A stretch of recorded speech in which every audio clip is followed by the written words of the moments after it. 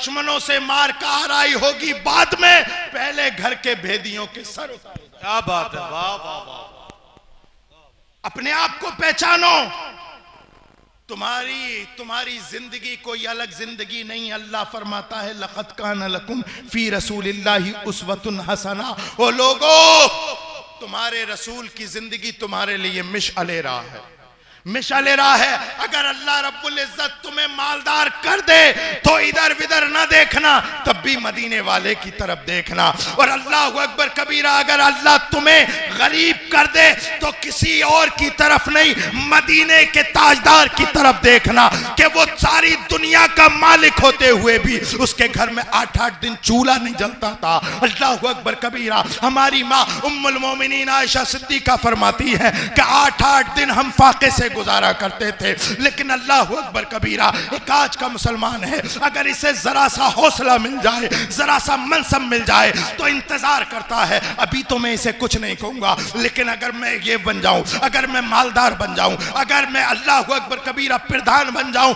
तो मैं इसकी ईंट से ईंट बजाऊंगा। ओ मुसलमानों, अगर तुम्हें अल्लाह कोई मनसब अता फरमाए तो किसी दुनिया के जालिम की तरफ नहीं, बल्कि नबी कौनैन मदीने के ताजदार की तरफ देखना। उस वक्त भी उनकी जिंदगी तुम्हारे लिए मिशाले राह है। हाँ हाँ, देखो रसूलुल्लाह 8 हिजरी को 20 रमजानुल मुबारक को मक्का शरीफ में फातिहाना शान शौकत से जा रहे हैं। अल्लाह अकबर कबीरा, फातिह आजम बन करके जा रहे हैं। सामने कौन है? हाँ हाँ, सामने वो लोग खड़े हैं तमाम सफ लगाए हुए, जिसने नबी के सामने कूड़ा फेंका था, जिन्होंने नबी के रास्ते में कांटे डाले थे, जिन्होंने नबी के सहाबियों को गाली दी थी, जिसने नबी को नमाज पढ़ते हुए ओजड़ी डाली थी, जिसने नबी के अल्लाह अकबर कबीरा सहाबा को शहीद किया था, वो तमाम खड़े हैं और नबी फातिह आजम बनकर आए हैं। सब थरथरा रहे हैं, सब थरथरा रहे हैं। सहाबा इकराम ने अपनी तलवारों के दस्ते मजबूती से पकड़ लिए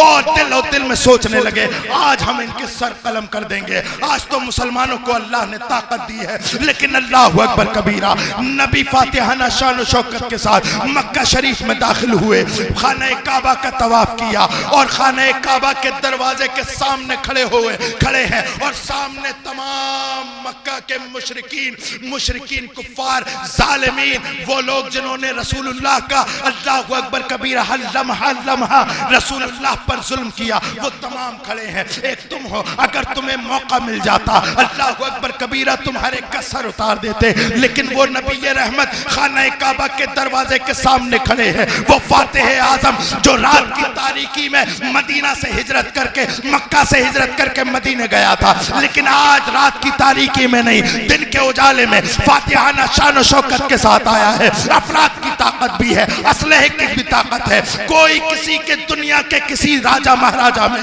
दुनिया के किसी सूरमा में हिम्मत नहीं जो आज इस फातिह आजम का मुकाबला करे। सारे लोग निगाह नीचे किए खड़े हैं।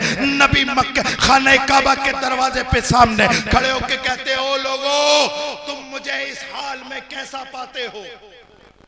मुझे इस हाल में कि आज मैं फातिह आजम बन के तुम्हारे शहर में आया हूं, मुझे कैसा मानते हो, कैसा जानते हो? तो तमाम मुशरिकीन मक्का ने कहा था, अंता अखुन, अंता अखुन, अंता अखुन करीमुन, अंता अखुन करीमुन, तुम हमारे करीम भाई हो, हमें उम्मीद है तुम छोड़ दोगे हमें। लेकिन यहाँ सहाबा इकराम अपनी तलवारें उठाए हुए यौमुल मलहमा का नारा लगा रहे हैं। हाँ हाँ, आज तो खून का दिन है, आज तो सर कलम करने का दिन है। रसूलुल्लाह ने सबको खामोश किया और कहा कि आज कोई बदला नहीं लिया जाएगा, आज ये दिखाया जाएगा कि मैं एक आलम के लिए रहमत नहीं, सारे आलम के लिए रहमत बन के आया हूँ। जाओ इज़हबू फ़अंतुम तुलक़ा, जाओ मैं आजाद करता हूँ, आज कोई बदला नहीं लूंगा, जाओ जहां चले जाओ तुम आजाद हो। अल्लाह सुभान शौकत के साथ नबी मक्के में आए, चाहते तो हर एक का सर कलम कर देते, जी बेशक कलम कर देते, इनमें वो भी थे जिन्होंने नबी का दिल दुखाया था, इसमें वो भी थे जिन्होंने हजरत बिलाल के कोड़े लगाए थे, इनमें वो भी थे जिन्होंने हजरत सुमैया के जो है शर्मगाह पर नेज़ा मार के शहीद किया था, इनमें वो भी थे जिन्होंने हजरत अम्मार को शहीद जो है कोड़े लगाए थे, इनमें वो भी थे जो यासिर पर कोड़ा बरसाने वाले थे, इनमें वो भी तो जो हजरत साद को सताने वाले थे। लेकिन तमाम लोग खड़े हैं और थरथरा रहे हैं। नबी फरमा रहे हैं वो लोगों जो तलवार छोड़ दे वो भी अमान पालेगा, जो घर का दरवाजा बंद कर ले उसको भी अमान है, जो अबू सुफियान के घर में चला जाए उसको भी अमान है। आज अमान का दिन है, जाओ मैं अल्लाह और अल्लाह के लिए तुम्हें आजाद करता हूं। आज किसी से कोई बदला नहीं लिया जाएगा। यह है रसूल की जिंदगी, यह है रसूल की जिंदगी, यही जिंदगी है जिसको कुरान ने लक़द काना लकुम फी रसूलिल्लाहि उसवतुन हसना से ताबीर किया है। ओ मुसलमानों, जब जब तुम्हें अल्लाहु अकबर कबीरा अल्लाह ताकत दे तो किसी गरीब को मत सताना। अगर तुम ताकत का सही फायदा उठाना चाहते हो तो किसी यतीम के सर पे हाथ रख देना, किसी बेवा का सहारा बन जाना, किसी गरीब की परवरिश कर देना। अल्लाहु अकबर कबीरा, कसम खुदा की तुम यहाँ पर झुकोगे, कल कयामत में अल्लाह तुम्हें वहां बुलंद कर देगा। नारे तकबीर, नारे रिसालत, नारे गौसियत, मसलके आला हजरत, शोहदाए करबला कॉन्फ्रेंस, हजरत अल्लामा मुफ्ती सैयद रेहान मियां साहिब किबला, फैजाने मुअज़्ज़मी, फैजाने जिनहिटा शरीफ, सादाते जिनहिटा शरीफ, नारे तकबीर, नारे रिसालत। आज इस जलसे में वादा करो, वादा करो, वादा करो कि इमाम हुसैन की जिंदगी का सदका लेके, इमाम हसन की जिंदगी का सदका लेके, मौला अली के जिंदगी का सदका लेकर, खुलफाए राशिदीन की जिंदगी का सदका लेकर दीन पर अमल करेंगे। हाथ खड़ा करो, 5 वक्त नमाज पढ़ेंगे इंशाअल्लाह। रेहान मियां देखें कि न देखें, अल्लाह देख रहा है। वाह वाह, बेशक बेशक, हक मेरी सूरत देख करके हाथ उठा दोगे, इमाम साहब मौलाना अकरम साहब बता देंगे कि फजर में कितने आए थे। कहाँ गए इमाम साहब? गए? आप भी इमाम हैं? अच्छा, और कौन है? इमामी गायब है तो नाम कौन लिखेगा आपका? लेकिन इमाम लिखे कि ना लिखे, ये जो 2 यहां बैठे इन्होंने लिख लिया। यहां जो 2 बैठे हैं इन्होंने लिख लिया कि किस किसने हाथ उठाया। देखो, यहां हंसी मजाक की तो बात नहीं है ना। नमाज तो तुम्हारे ऊपर फर्ज है, अल्लाह का कर्ज है, मोमिन की मेराज है, रसूलुल्लाह की आंखों की ठंडक है। याद तो जरा डीपली सोचो, अगर तुम्हारे वालिद कोई वसीयत कर जाए तो तुम उस पर अमल करते हो कि नहीं करते हो? तुम्हारे दादा वसीयत कर जाए उस पर अमल करते हो कि नहीं करते हो? तो तुम्हारा नबी जिसने तुम्हारी खातिर ताइफ में पत्थर खाए, गालियां सुनी, रात भर खड़े होकर के अल्लाहु अकबर कबीरा तुम्हारे लिए, तुम्हारी आजादी के लिए रसूलुल्लाह ने रात भर क़याम किया। और इतना क़याम किया कि आपके कदमाने मुबारक पर सूजन आ गई। क्या हम उस नबी की वसीयत को याद नहीं रख सकते? क्या उस नबी की वसीयत पर अमल करके हम नमाज की पाबंदी नहीं कर सकते? देखो, अगर नमाज की पाबंदी नहीं तो सब कुछ बेकार। तो है कोई ऐसा इंसान जो ये कहे कि मैं आज से 5 वक्त नमाज पढ़ूंगा? खड़े हो जाओ चच्चा।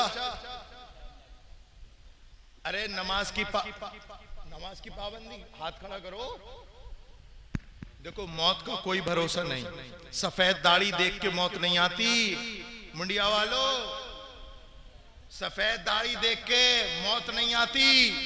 ये तो यहाँ आने की तरतीब है कि पहले बाप आएगा फिर बेटा आएगा, जाने की तरतीब नहीं है। हमने परदादा के कांधे पे परपोते के जनाजे देखे, मौत का फरिश्ता कभी भी आ सकता है। मसला मौत का नहीं, मसला है सुम्मा तुरद्दूना इला आलिमिल गैब व शहादा फयुनब्बिउकुम बिमा कुंतुम तामलून। ऐ लोगों, मसला ये है कि तुम्हें मरने के बाद उस रब के सामने हाजिर होना है जो तुम्हारे ढके छुपे जाहिर बातिन सब कुछ जानता है।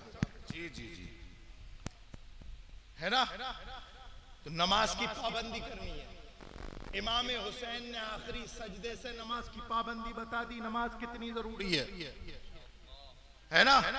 और दूसरी और सबसे अहम बात यह है, सबसे अहम बात यह है, कारी सोहेल साहब, शादियां तो माशाल्लाह होती हैं आपके यहां गांव में, डीजे भी बजता है? क्या नाम है आपका? मोहम्मद दानिश साहब। डीजे बजता है, क्या बजता है? ईमानदारी से बताओ, क्या रसूल का नारा लगाने वालों की शान यह है कि वो अपनी शादियों में डीजे बजाए? जिस रसूल के सदके में तुम्हारी बेटी का रिश्ता मिला, जी बताओ मैं क्या गलत बोल रहा हूं?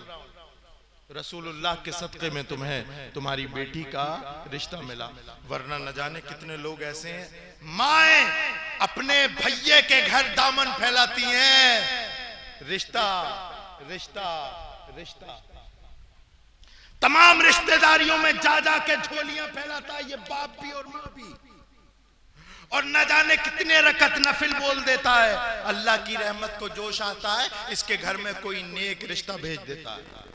रिश्ता आने से पहले बड़ा बिल्कुल मजबूर मासूम बना हुआ था, बिल्कुल बिल्कुल सीधा बना हुआ था। जैसे ही इसके घर में रिश्ता आया, खन्नास बन गया, भूल गया अपने रब को, भूल गया अपने रसूल की शरीयत को।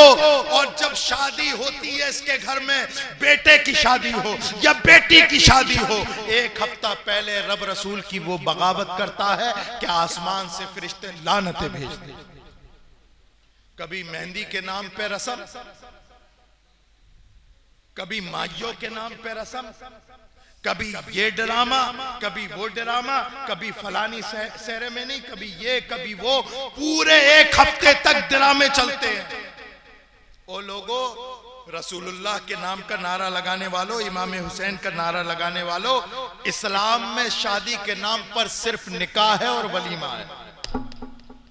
इस्लाम में कोई रस्म नहीं, सारी बातिल रस्मों को इस्लाम खत्म करने के लिए आया। क्या ये रस्म? ये गैर इस्लामी रस्में हैं जो हमने अपना ली, और यही नतीजा है कि हम पहले दिन से लेकर के आखिर दिन तक रब रसूल की इतनी बगावत करते हैं, इतनी बगावत करते हैं कि उसका असर रिश्तों में आ जाता है। एक दिन की बहू और एक दिन का दामाद, अभी जुमा 8 दिन नहीं हुए, सारे रंग चमकने लगते हैं। तो फिर भागो दोबारा इमाम साहब के पास, बहू नहीं समझ ली, फिर भागो मौलवी साहब के साथ के दामाद बड़ा खतरनाक निकला है। निकलेगा नहीं, हमारी नहीं सुन रहा, बहू हमारी नहीं सुन रही, तो मौलाना सोहेल साहब गिरेबान पकड़ के कहेंगे कि जब तू अपने बच्चों की शादी कर रहा था, क्या तूने उस वक्त अपने नबी की सुनी थी? क्या तूने उस वक्त अपने नबी की सुनी थी जो आज तेरी बहू बेटी तेरी सुने? तूने नबी की नहीं सुनी, अल्लाह ने लानतें उतारी, और उसका असर सिर्फ ऐसा नहीं, अल्लाह की लानतें उतरती हैं तो जानते, इन्नल्लानत मिन्नी तबलगु साबियत मिनल वुल्द। अल्लाह इरशाद फरमाता है कि जब मेरी लानतें उतरती हैं तो तन्हा उस शख्स पर नहीं, बल्कि 7 पुश्तों तक मेरी लानतें उतरती रहती है। ये डीजे गाने बाजे सुनने वालों, जरा अपने नबी की हदीस सुनो। सरकार इरशाद फरमाते हैं, मन जलसा इला कीनतिन सुब्बा फी उज़निहिल आनक।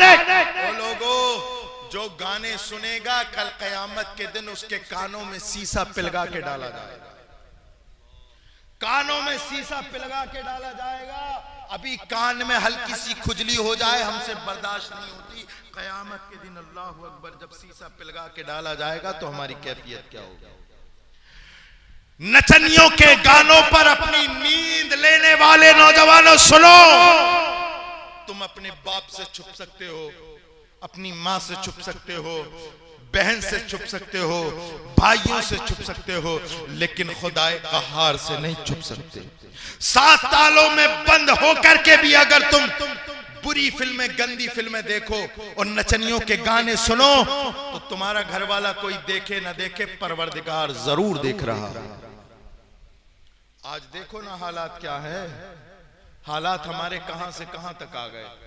हमने कोई एक रस्म छोड़ी अपने घर की जिसमें रसूल की माने, बच्चा पैदा हुआ तब रसूल की नहीं मानते, बच्चे की शादी हुई तब रसूल की नहीं मानते, जब घर में किसी की मौत हो गई तब इमाम और हाफिज और आलिम याद आए कि तीजा और 10वां और 40वां इमाम साहब कब्र पर कुरान पढ़ देना, इमाम साहब हमारे वालिद के नाम की जो है ईसाले सवाब की फातिहा कर दो।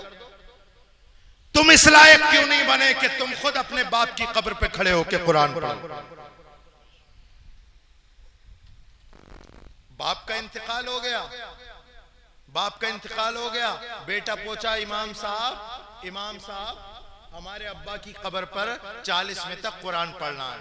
अब इमाम बेचारा, एक इमाम क्या करे, उसकी 40 कब्रें तो वैसे बुक हैं पहले से, अब क्या करे वो, किसकी कब्रों पर जाए, किस की, अब नहीं पढ़ता तो इमामत खतरे।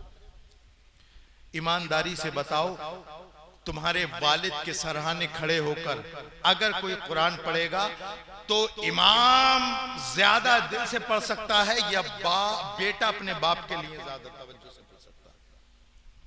यकीनन बेटा ही पढ़ेगा, लेकिन बेटे पढ़ेगा तब जब बेटे को पढ़ाना सिखाया हो। बेटे को पढ़ाना नहीं सिखाया, पूछा हाजी जी आप तो बड़े मालदार हैं, आपने क्यों नहीं पढ़ाया? लंबरदार साहब आपने क्यों नहीं पढ़ाया? बोले हम देखने की मालदार है, पैसे नहीं है हमारे पास। अब हाजी जी के घर में शादी हुई, 50 लाख की शादी कर दी हाजी जी और लंबरदार ने। मेरा हाजी जी और लंबरदार से कोई दुश्मनी नहीं है, लेकिन ये नाम बड़े मशहूर होते हैं, इसलिए बोल रहा हूं कि 50 लाख रुपए शादी में उठाने को तो है, लेकिन बच्चों को पढ़ाने के लिए। इतना बड़ा गांव है आपका, काफी बड़ा गांव है, ईमानदारी से बताओ कि आपके इतने बड़े गांव में कितने आलिम हैं? अच्छा यहां जितने लोग बैठे हैं, कोई किसी का बच्चा आलिम दीन है कोई आलिम दीन? जबकि तुम्हारे रसूल ने फरमाया उगदू आलिमन और मुतअल्लिमन और मुस्तमिअन और मुहिब्बल्लाह। तो मेरे उम्मती 4 बनना, 4, 5वां मत बनना, अगर 5वां बनेगा तो हलाक हो जाएगा। साहबा ने अर्ज की या रसूलल्लाह 4 क्या बने? तो सरकार ने इरशाद फरमाया उगदू आलिमन, या तो तू आलिम बन, और मुतअल्लिमन या तालिब इल्म बनना, और मुस्तमिअन या उलमा को सुनने वाला बनना, और मुहिब्बल्लाह या उनसे मोहब्बत करने वाला बनना। 5वां ना बनना कि तू हलाक हो जाएगा। बताओ इतने बड़े गांव में, यहां पर इतने बड़े जलसों में इतने यहां औरतें बैठी हैं, क्या इनके बच्चा कोई आलिम है? मालदार इतने हो कि तुम डींगरपुर वालों को उधार दे सकते हो। यहां के महल्लात घर देखे हैं मैंने, अल्हम्दुलिल्लाह काफी मालदार हैं, लेकिन एक मुस्तफा की शरीयत का कोई आलिम नहीं। बातें आपको कड़वी जरूर लग रही होंगी, मैं आपको यहां राजी करने के लिए नहीं आया, मैं रसूलुल्लाह को राजी करने के लिए, रसूलुल्लाह का पैगाम आप तक पहुंचाने के लिए आया हूं। इमाम फखरुद्दीन राजी, इमाम गजाली फरमाते हो लोगों, जिस कौम में रसूलुल्लाह की शरीयत का आलिम नहीं होता, वो कौम मुर्दों की बिरादरी तो हो सकती है, जिंदों की बिरादरी नहीं हो सकती। कहने को तो हम खासाब है, पठान है, सैयद है, तुर्क है, अफगान है, बेकार है अगर जब तक कोई मुस्तफा की शरीयत का कोई आलिम। इतने बड़े मजमे में कोई भी मुस्तफा की शरीयत का आलिम नहीं। और लोगों आज कसम खाओ या रसूल अल्लाह, हम अपनी औलाद को आपकी शरीयत का आलिम बनाएंगे इंशाअल्लाह। बोला इंशाअल्लाह, ईमान है इस पे सब। अच्छा, एक बात और पूछता हूं फिर अपनी बात खत्म करता हूं। आलिम तो नहीं है। इसका मतलब यह है या तो आपको किसी ने दीन की तरफ बुलाया नहीं, या आप दुनिया की तरफ पड़ गए। तो जाहिर सी बात है आलिम दीन तो वो बनाएगा अपने बच्चों को जिसे दीन से मोहब्बत हो। इतने बड़े मजमे में किसी का बेटा आलिम तो नहीं है, लेकिन हाथ खड़ा करके बताओ क्या किसी का बेटा डीएसपी है, डीएम है, एमबीबीएस डॉक्टर है? एमबीबीएस है, एमबीबीएस है। माशाल्लाह, अल्लाह ताला आपके गांव को सलामत रखे, सलामत रखे, है ना, है ना। तो दुनिया की तरफ रग़बत है आपकी। क्या अच्छा होता कि दीन और दुनिया दोनों मिली हुई होती, दोनों मिली हुई होती। वरना तो ऐसा है ना, वरना तो ऐसा है तो क्या कल क़यामत में कोई ऐसा अमल तो हमारे पास हो, ऐसा अमल तो पास हो, नमाज पढ़ोगे अपने लिए, रोजे रखोगे अपने लिए, हज करोगे अपने लिए, लेकिन कोई अमल ऐसा तो हो जिसे रसूलुल्लाह के सामने पेश कर सको। सैयद आले रसूल मारेरवी के पास पहुंचो, मारेरा मुकद्दसा, तकवा और तहारत का आला मेयार, नमाजों का अंबार, सजदों का अंबार, रुकू का अंबार। लेकिन वक्त के इमाम अहमद रजा की पेशानी में न जाने क्या देख लिया, तो कह दिया कल क़यामत के दिन जब मुझसे पूछेगा ए आले रसूल दुनिया से क्या लाया, तो मैं नमाज, रोजा, हज, ज़कात, क़याम, रुकू, सुजूद अल्लाह की बारगाह में पेश नहीं करूंगा, बल्कि इमाम अहमद रजा जैसे आलिम को पेश कर दूंगा। मौला मेरी सारी जिंदगी की कमाई यही है।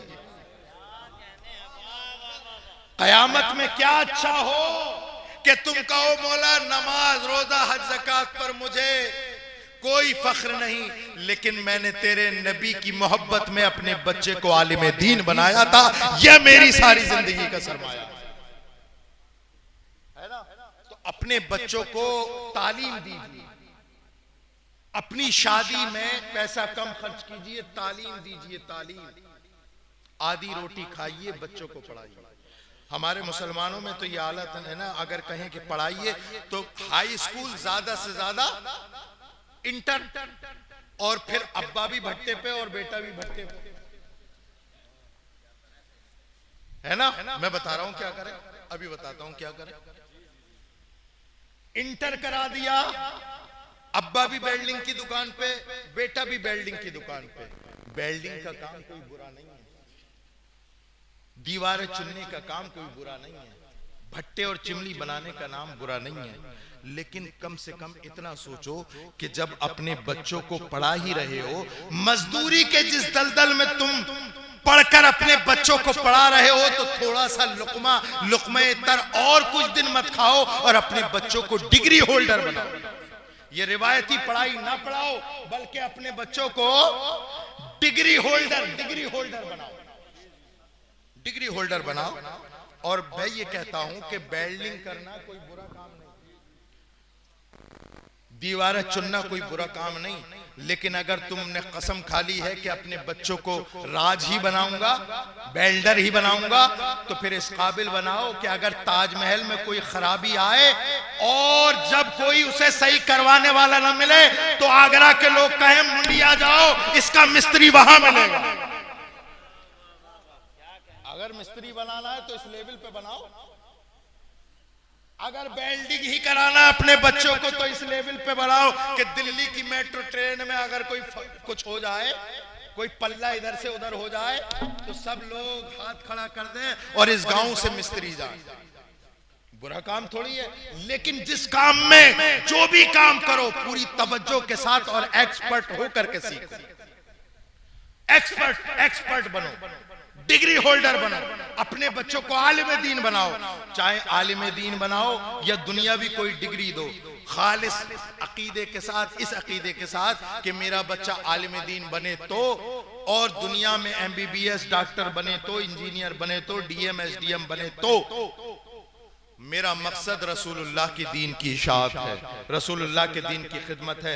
ज़रूरी नहीं कोई आलिम दीन ही रसूलुल्लाह की दीन की खिदमत करे। आपका बच्चा अगर डीएम एसडीएम बनेगा तब भी रसूलुल्लाह, खालिस नियत होगी तो रसूलुल्लाह के दीन की खिदमत करेगा। एमबीबीएस होगा तो रसूलुल्लाह के उम्मतियों की खिदमत करेगा।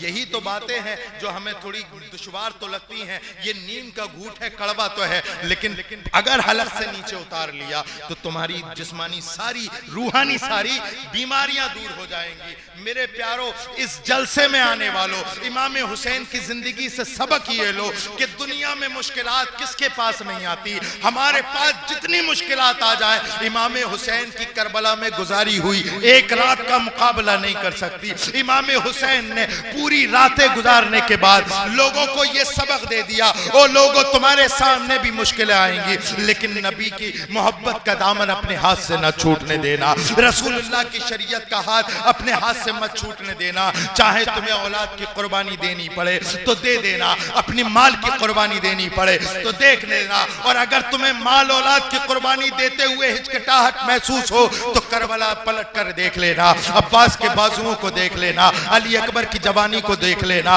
अल्लाहु अकबर कबीरा। इमाम हुसैन रज़ी अल्लाह ताला अन्हु ने हमें बता दिया, वो लोग करबला में सिर्फ मेरा ही मेयार नहीं, सिर्फ मेरी ही शख्सियत नहीं, अगर तुम्हें किसी बाप की तारीख पढ़नी है तो इमाम हुसैन की करबला की तारीख पढ़ लेना। अगर बेटे की तारीख पढ़नी है तो इमाम कासिम और इमाम अली अकबर की तारीख पढ़ लेना। अगर तुम्हें औरतों की तारीख और उनके पर्दों की तारीख और मुश्किलात में पर्दे का कैसे तहफ़्फ़ुज़ होता है तो हजरत बीबी ज़ैनब के पर्दे को पढ़ लेना।